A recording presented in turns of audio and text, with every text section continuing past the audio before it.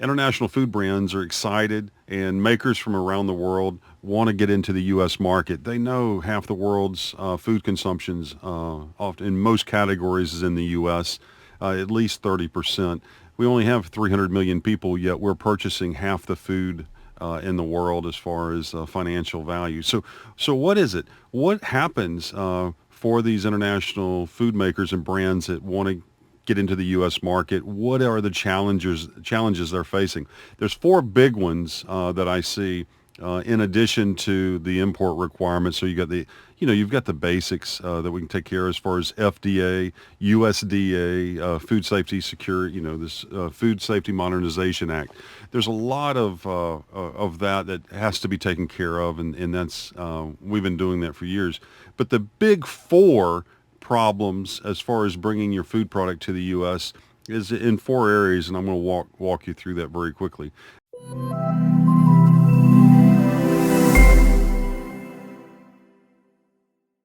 U.S. buyers are looking for performance for their category, and oftentimes international makers and folks from overseas don't think about the business in that format.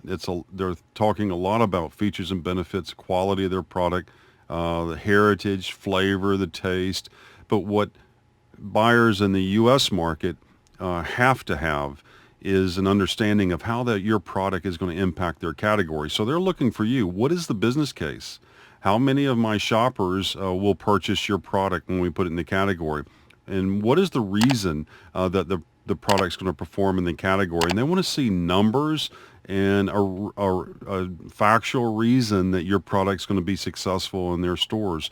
They're not really looking for anything other than an opportunity to improve their business. And so they want to understand how that's going to happen. And so they're looking for the impact of your product on their category. And that is a paradigm change for a lot of folks that are entering into the U.S. market.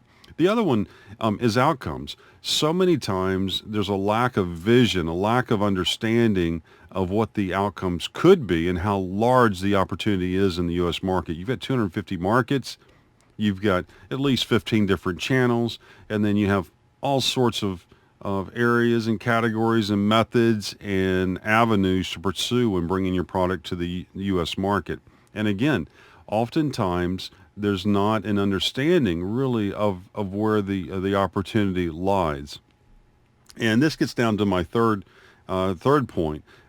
Experience is helpful. Yes, you bring a tremendous amount of opportunity, international experience.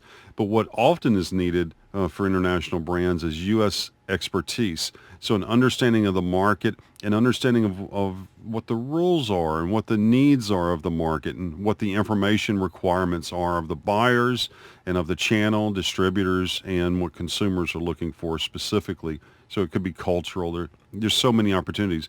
One of the opportunities for international folks to get around and take care of some of these issues is to have a local partner, to work with someone locally, consultants, agencies, other food brands in the U.S. market where possible, as far as bringing your market to the buyers and to the consumers in the U.S. And the biggest that's likely one of the biggest hurdles for so many makers is thinking that their experience is going to translate into sales in the U.S. market.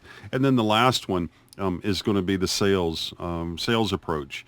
And so there's a very specific way that buyers in the U.S. purchase food products, and there's a need to understand that. Part of it is they're thinking that they're in the real estate business, and so if they share a piece of their real estate with your brand and your franchise, what is the performance going to be about that? Now, going to happen for them in the category.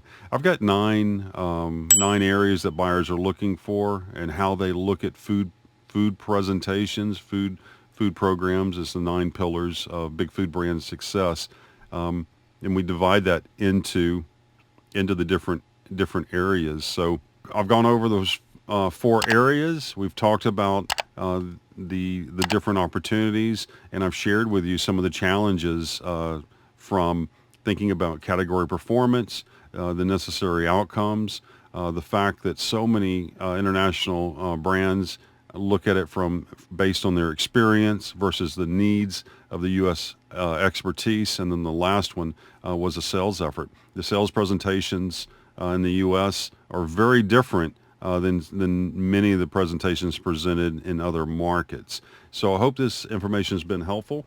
Hey, also you can jump on my website and get my book. I could get a free chapter that you can download. The first chapter. Also, I'll send you a copy of the book. You can purchase it there as well. And or you can jump over on a website specifically for my book, gettimsbook.com, and it outlines the 5 steps to success in the U.S. market. Thank you very much for watching. Have a great day.